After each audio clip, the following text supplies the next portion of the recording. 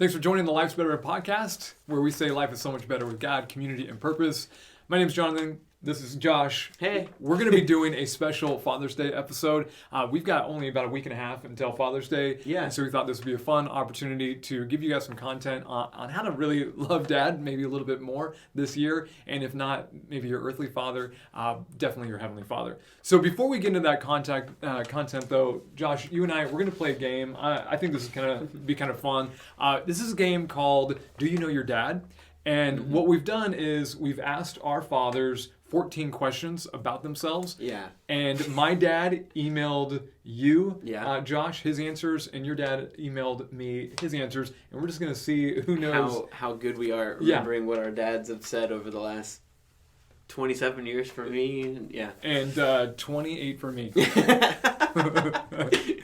All right, so I'm going to start off with the first question. Let's see if you know your dad's full name, actually. So the first question is, what is your dad's full name? That one, I'm glad we're starting off with a softball. It's Carl Thomas Doolin.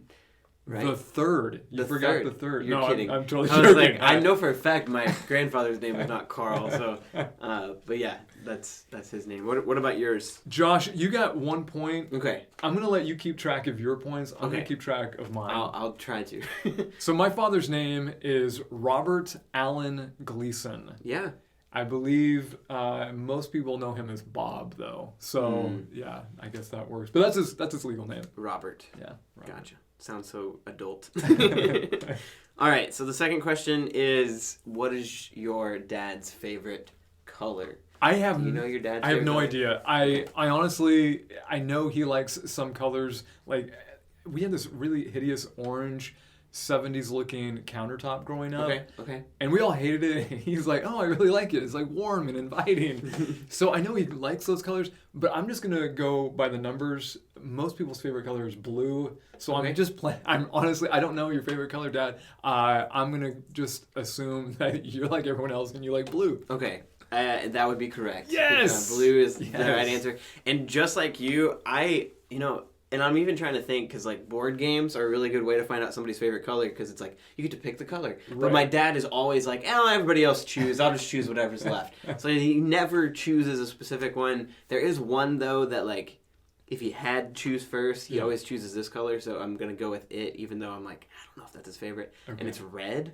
Is red his favorite color? Red is not his favorite color. It's blue. Blue. Specifically UK blue. UK blue. I should have gone with that. That makes more sense. Sorry, Dad. I apologize. I went with Louisville red rather than UK blue. And you probably hate me for that. You're not going to get a very good gift for next birthday. So 2-1. You're beating me right now. It's probably not going to last for long. No, the lead will last, knowing some of these questions. Sorry, Dad. What's your dad's favorite food? This one, if you don't get a point on it, I'm going to be really disappointed because your dad has 5 different answers. Oh my gosh. So, okay. I know like probably 2 or 3 of them because dad has some obvious favorites. One of them, like he absolutely, I know, loves Mexican food. Another one is I know he loves barbecue like a lot. But I'm going to probably stick with that first one and say Mexican food. Yeah. Is that one of them? He phrased it a little bit more politically correct than you. He says Latino Hispanic food. Okay, well, I mean, that actually encompasses his Honduran food, which I know is one of his favorites. Correct, yeah. Okay, yeah. And I think with the exception of when Alicia made some Honduras food, or Honduran food. I have never had Honduran food, but I've had plenty of Mexican food. So yeah, you get a point on that. You could also have said cereal, desserts, Cajun food, seafood, or home-style food, which I would say is more like barbecue. So I would give you a point for that one too. Yeah, he loves a lot of food. Okay, this one I know.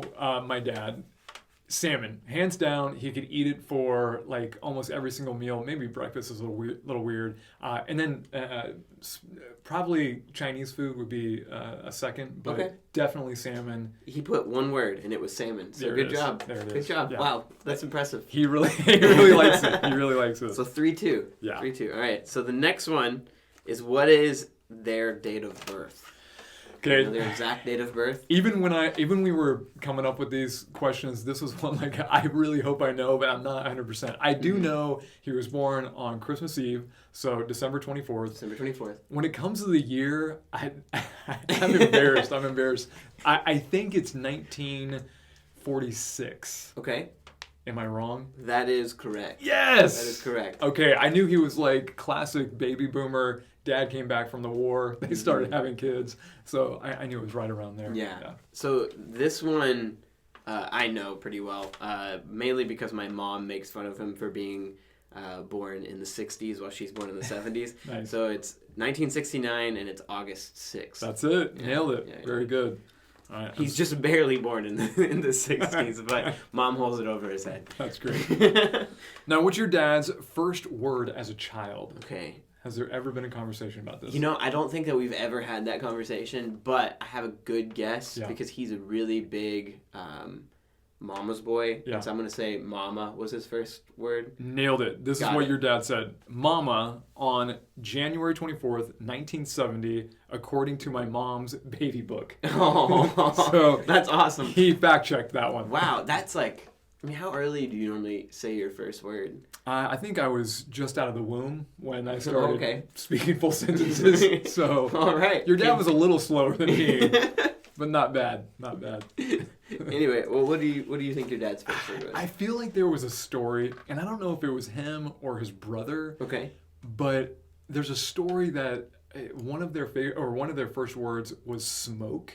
Okay. Both of their parents smoked, and so one of them just like said smoke or something like that. But I'm gonna go with ball, like ball? the classic like boy saying ball. Either that or smoke. I don't know. So you were very close. Okay. He said that his first word was, and this sounds ridiculous, like that. This was his first word ever. Transubstantiation. Cigarette. Oh man, I knew it was something like that. Yeah. Okay. Yeah, and I was like, there has to be a story there. He did not put the story. Cigarette. It wasn't smoke. It was okay. Cigarette. Okay.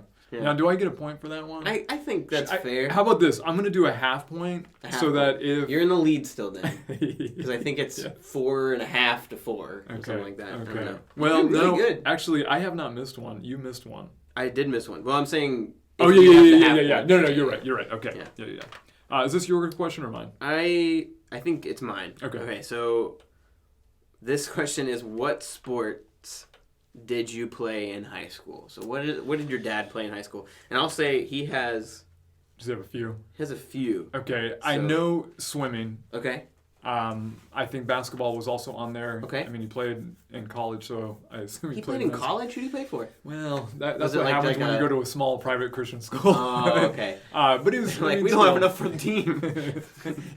He's my height, so we'll just keep it at that. And I believe there were some track and field events, but I could not tell you exactly what those were. Yeah. So this was swimming. And church league basketball is what he said that he did. Okay. But you got both of those right. The other one was water polo. He apparently played water polo, which sounds awesome. None of that is around here. That sounds really cool. He could tread water forever and ever. I remember growing up, I'd be like, give me the side of the pool. Right? He's like, oh yeah, I could do this forever. What? Yeah, I could try to do this for a few days. What?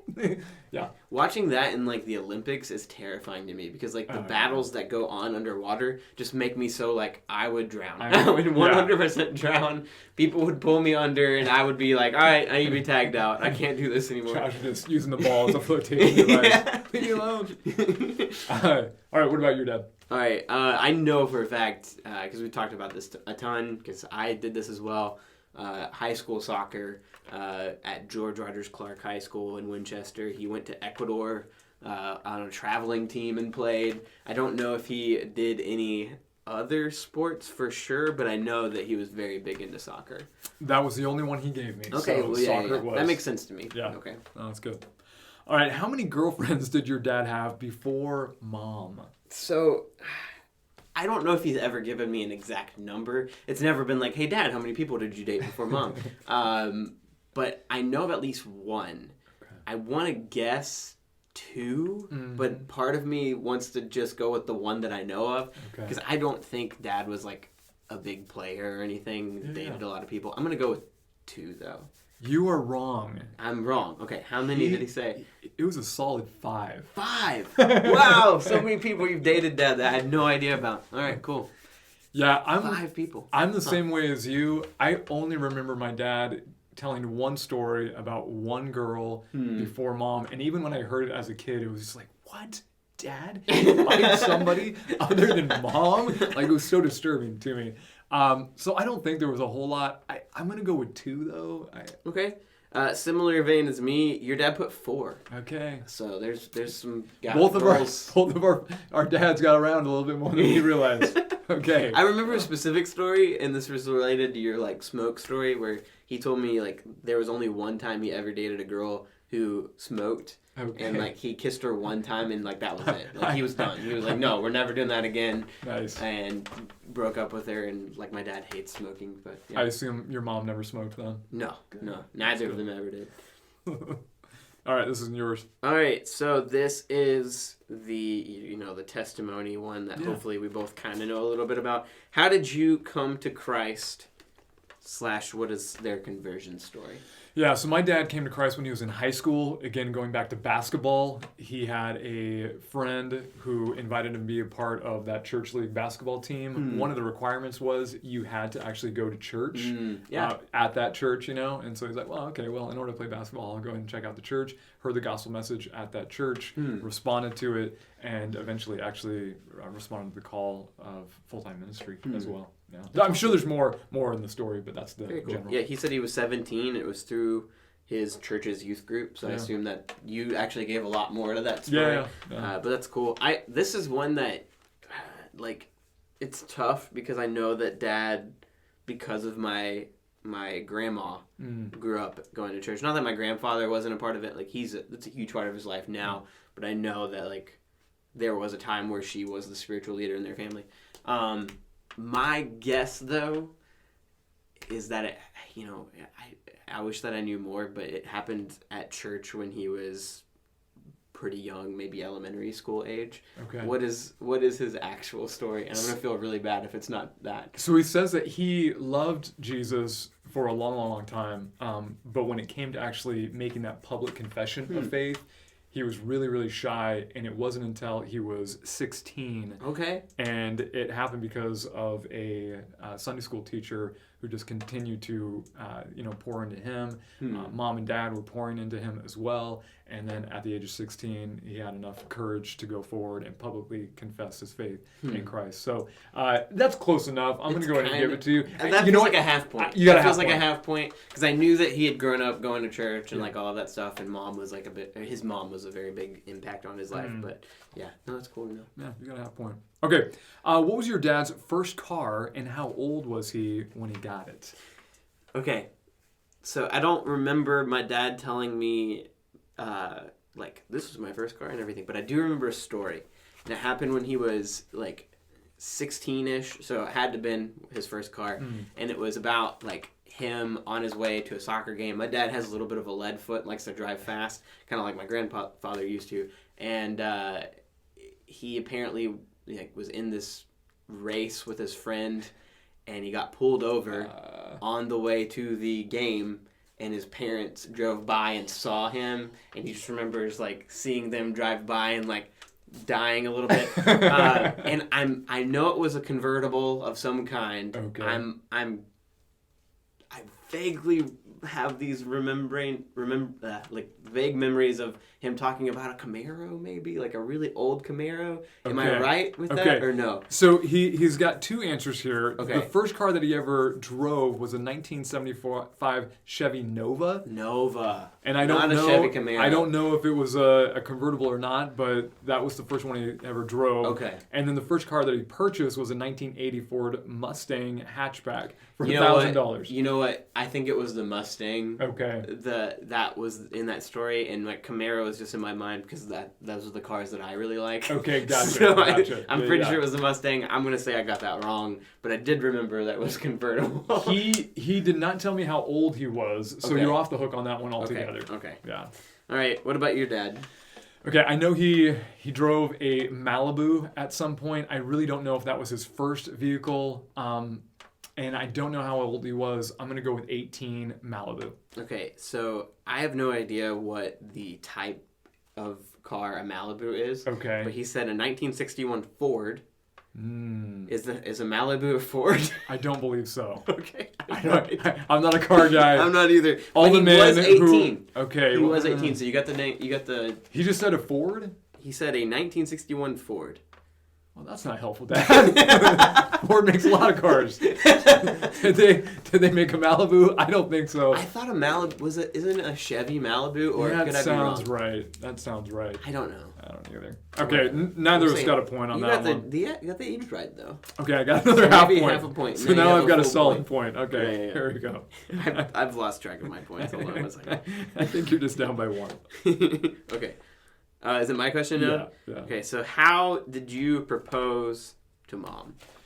Okay, I don't think it was a really like smooth move. From what I remember hearing, I think they might have been in a car and they were just talking about marriage, I think generically, and it was just kind of like, oh yeah, marriage, and then it was just like, so do you want to get married? And it was like, okay, and even to this day, it's like, really, that's what it was. Maybe his recollection is better than mine, though. How did he say? So he said that he was hugging her. I don't know if they were in the car or not. Okay. And said, and this sounds a little risque, but he said, I would sure like to take you home with me. What a creep. And she said, does that mean you want to marry me? And he said, yes. And she said she would. Okay, so then that is not how I remember. I'm probably getting somebody else's story. There. I don't get the point on that one. I will be completely honest and say I do not remember my dad telling me this story. I remember so many people telling me these stories, but I don't remember. And honestly, I think that I asked him and he said something along the lines of, I took her to like a previous date spot and asked, and she said yes, but I can't remember. I remember how they started dating. I know that story, but I don't remember how he proposed. So I'm not even really sure how he proposed either, because this is how he put it. I just proposed. He says, I just proposed to her 3 months after we started dating, and the big idea was that he knew right away that he was going to marry her, and so why wait around? Okay. Yeah. Dad, you need to work on that story. Do you remember where it was? Like, I'm beginning to think that you don't even remember where it was. I just proposed. Is this one mine or yours? This next one I think is mine. Okay. Or no, yours to ask. Okay, here we go. What trait does your dad wish you hadn't inherited from him? Okay, so my guess is Dad. If there's like a one flaw that I know both of us have, and through the years I know I've annoyed him with, is how competitive we can get. Sure. So my guess is he would say that, because my goodness have I driven my dad insane, because he was my coach for a long time in all of my sports. Right. And I know that like he's pulled me off the field and been like, you need to get it together. Like, you're acting ridiculous. And I know that he was that way too. So that's my guess. Ding, you got it. That was it. Boom. You nailed it. Now he did mention that you guys have both gotten a lot better with it, though. Yeah, I would say 100% that is something that you can see a lot of growth in me. That's good. That's good. But yeah. On my end, I think probably maybe my cheapness when it comes to like money. I could be wrong. Maybe there's something else. I think secretly he sees that as a virtue, though. So even if it's in there, it's like I think he really likes it. So this isn't a virtue at all. It's just like a bodily thing. He wrote losing hair. Baldness. Yeah. Baldness. Nice. That's nice. You know, I feel a whole lot better though. You were 18, I think, when you started losing your hair. I'm now over 40, so I think I'm doing okay. When did it start though? Like, did you notice? Yeah. Because you're not really, like, 30s. You got a little bit right there. But yeah, it's not bad. You got the cul-de-sac situation. Is this my question? You know what? You ask me, so I answer first, and then, so it's my question. Okay, go for it. It doesn't matter. We're both answering that question. When were you most worried about Jonathan? Okay, I think this one's pretty easy. There may have been multiple. I'm worried about this kid, but I would say middle school. Middle school, I was making really, really great choices in life, and he was just so worried that I'd be a rock star. No, honestly, it was just a bad time in life, and I think he was worried for my soul. You are absolutely right. He said he was always getting into trouble. Yeah, that sounds about right. Yeah. I'm trying to think of when Dad would have been most worried. It probably, if I'm being, he's not really vocalized this, but I would say I know that Dad was really, really afraid when I was about 4-ish, and I had almost lost my sight, and like there was a time where like they both thought I'm gonna be blind. So I know that they had to been, even just thinking about me, like if I had a kid, and like that was happening, yeah, I would be pretty terrified. What is you nailed Dad's... it? That really? was it. That was it. Yes. There was awesome. Some sort of infection, specifically like some sort of bacteria thing that they didn't know what was going on, and it was actually like a fungus growing on my eye, which is like That's very crazy. rare and everything. But yeah, literally almost lost my sight. Yeah, I'm glad you didn't. Yeah, I'm very glad I didn't. Are we? Here it is. What is your dad's fondest memory of you? So, Dad is the best, and he like vocalizes, "Josh, I'm really proud of you." So often, I would guess, knowing how religious my dad is. Now again, don't confuse us with the last question, which is what's your dad's proudest moment? memory? Yeah. Okay. So, that's fondest memory of you. Fondest memory of me. Gosh. I'm just gonna say maybe. I don't know. That's so tough. Like playing sports together. I don't know, or something like that. Yeah. What is his answer? He had a few, so you had your percentage was high here. Okay. Playing video games and Legos with him. That was gonna be one. Also coaching him and watching him play soccer. And then also teaching him to drive and to parallel park. Yeah. There were some adventures with that. Yeah, 100%. I am one of the best parallel parkers I know, and it's because of him. Is that right? 100%. Okay, very cool. You definitely got a point for that one. Okay. I don't really know what my dad's fondest memory would be.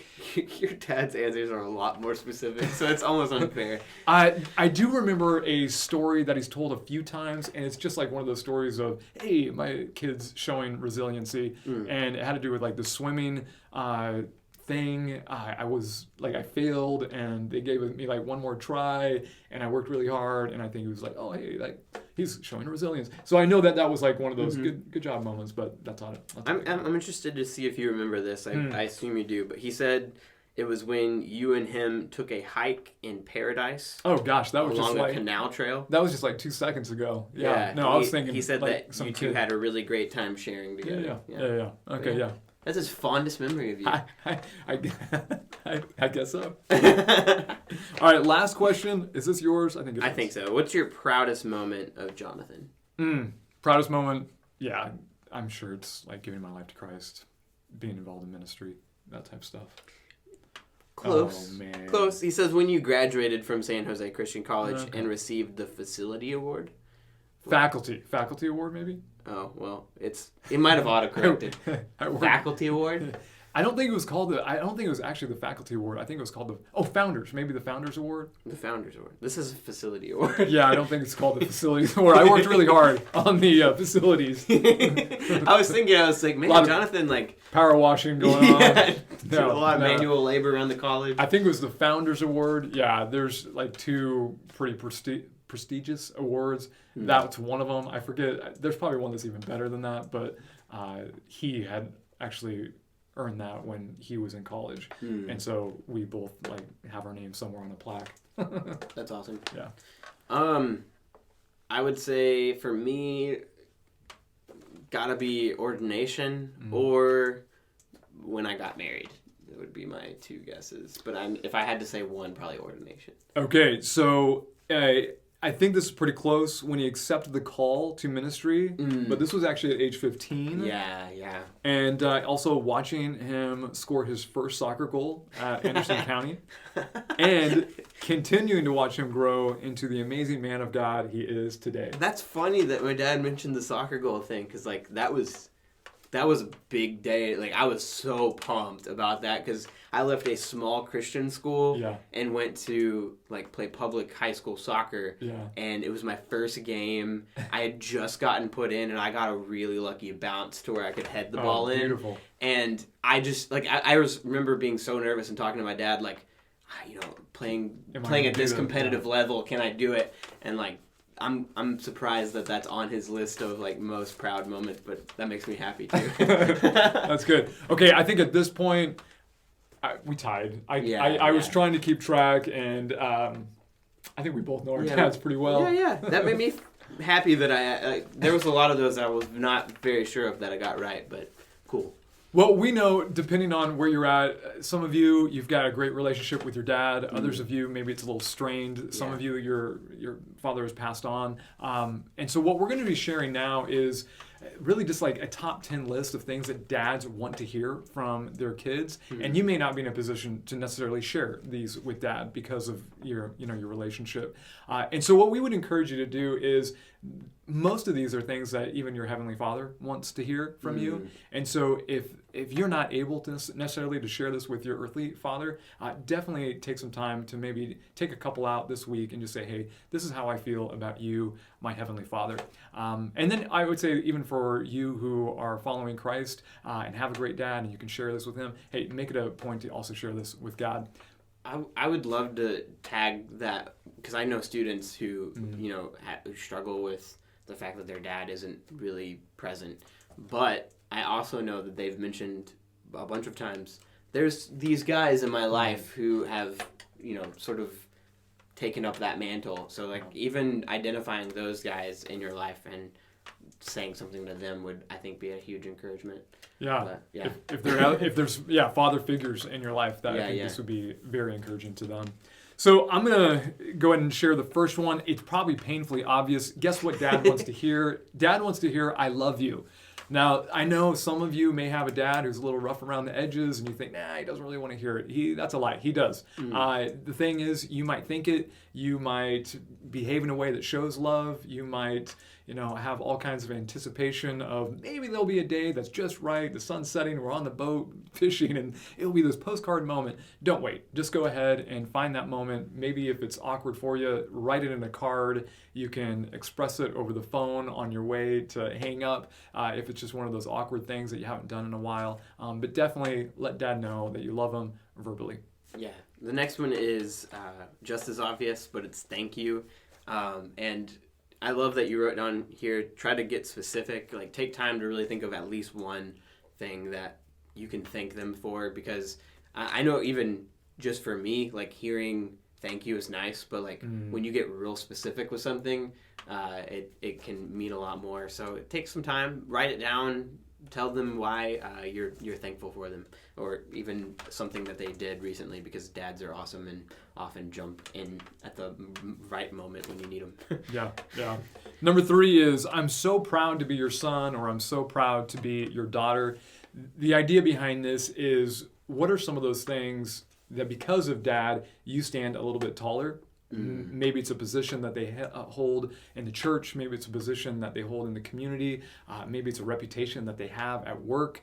Something that maybe they were just one of those really cool dads who was always playing with the kids and always bringing out the water balloons or something fun. And for whatever reason, you're just proud to be their son, or you're proud to be their daughter. Communicate that to Dad. The next one is, this is what I have learned from you. And this can be a virtue. It can be something that they tangibly taught you how to do that maybe turned into a career, or just something that you're very thankful that you watched them do and now you know how to do that not necessarily everybody knows how to do. If you can nail those down, I think that actually speaks into number 5, which is what you have next. This is your legacy. I don't know a single human being that doesn't want their life to matter and count. And I think, I may be overstepping here, but I think this is maybe even a bigger deal for males.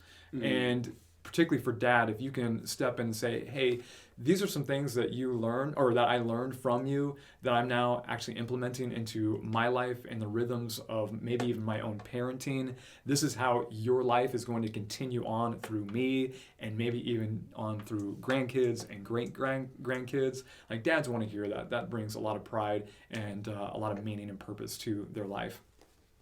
The next one is one that I don't know if I can tell my dad yet, but it's I have my affairs in order, and that is to basically confirm to your dad that you have gotten to the point where you're self-sustaining, that you can survive on your own without him, so that he knows that I guess he can die without being worried about you. I think that most parents definitely want to know that you have learned to take care of yourself, because they've taken care of you for so long, but one day they want you to be able to do that for yourself and also for your kids as well. So yeah, knowing that about your kid can be nice. I'm pretty sure you're there though, right? I mean, even when it comes to having a retirement plan and those type of things. I mean, it could always get better. There's some just adult things that I wish I knew better. Like even this week, Dad's about to help me, hopefully today, know how to mail a package. I'm just really bad at doing that on my own. I don't know how to do it. So that's why you have a wife. Yeah. Honey, can you mail this for me? That's what I do anyway. All right. Next one is, we may not always agree, but I respect you to the core of my soul. Dads are always going to have a different angle on certain things that maybe we don't see eye to eye with them on, but they don't want their child just to kind of go, yes, dad, okay, dad, sure, dad, fine, dad. They don't want a yes man. They want someone to actually speak their mind, but to do it respectfully. In fact, I don't know, Josh, if you're familiar with I think it's actually a marriage course. I think it first started out being a book called Love and Respect, but it's built on this idea that women, mothers, wives, they want to be loved, but husbands, fathers, they need to be respected. And so part of just having a proper conversation with dad is, hey, I respect you. And although I don't necessarily agree with this, I still respect you, and I appreciate you, sharing the ideas that you share with me. It just keeps things from oftentimes getting out of hand and needless arguments taking place. Yeah. Then the next one is, I want to know the details of your story. We plan some visits where I just ask questions and listen. And that question can maybe be a little awkward to ask at first, but I think even just expressing interest and being like, hey, Dad, can we hang out? And you maybe explain how this happened. Like some of these questions that I didn't know the answer to. Yeah. I could be like, hey, Dad, I'd love to actually know how this happened for you. And we've had some of those conversations, and I know that's meant a lot to my dad to just be like, hey, I'm about to go through this thing. What was it like when you did? And just knowing that I respect him enough to want that answer. And you can learn a lot. It just takes a little bit of interest, but it will mean a lot to them. And then if you ever happen to find yourself on a podcast playing a game called Do You Know Your Dad? You'll be ready. You will totally be ready for that game. All right, the last one for me is, you remember that time that you thought I was at a friend's house for a sleepover? What are we getting at with this? Share those stories in your life that maybe you have never shared with your father. Do we want to bring up dirty laundry that's going to hurt and bruise? No, definitely not. But I think particularly, I know this is definitely true in my life. I don't know if this was so much true in your life, Josh, but around the high school years, even in the college years, we oftentimes just have a way of withdrawing a little bit from our parents, maybe put up a little bit of walls. And so there's some gaps in our personal story that parents, when they get the opportunity to hear, it's like, oh, well, I didn't even know that about you, or oh, I had no idea. And usually the stories that come with hopefully a chuckle, not a grimace or a red-faced anger, I think would be the direction you probably want to take. Yeah, sometimes we just assume that our parents know everything that we've done, and that's absolutely not true. So yeah sharing that would be good. So the last one is, faith is the cornerstone of my life, and just that idea of one of the biggest and most important things that they can pass on to you is their faith, and also even if they don't believe, that is a cool conversation you can have with them. But I think this is more for believing parents, just knowing that their faith had an impact on you, and how important it is to you as well. So yeah. So the way we're going to wrap up this podcast is, again, challenging, encouraging you to maybe take a couple of these around Father's Day, maybe even on Father's Day, and share that with Dad. If not your earthly father, definitely take the time in the next few days, couple of weeks, to take some time to just share them with God. Maybe some won't work out quite as well. Hey, but you didn't know this about me. He knew. But maybe sharing certain things that maybe you've kept private can also be really therapeutic and meaningful too. But we're going to go ahead and share with our dads a couple of things that are on this list. So I'm going to go first. Dad, want to let you know that I love you. And I want to say thank you. Thank you for a lot of things in life, but probably more than anything else, thank you for raising me to know and love God with all of my heart. Definitely Mom was involved in that too. So Mom, shout out to you as well, even though it's Father's Day. And when it comes to that whole legacy component, I mean, hopefully you guys get to see the legacy being passed on even to my kids as I teach and train them to know and love God with all their hearts. You got 4 wonderful grandboys who are doing just that. So anyway, love you. Happy early Father's Day. And I've actually chosen 4 and 5, which is, this is what I've learned, and this is my legacy, or this is your legacy. And I feel like I've shared this with you a lot, but a really big part of who I am and what I choose to do, and a lot of people will comment on, it comes from you. A lot of the kindness and forgiveness and the idea of being the first person to try to create peace in a scenario was something I learned from you, knowing that choosing to hold back, the first person that does that in a scenario is the biggest man in a situation, was something I absolutely learned from you.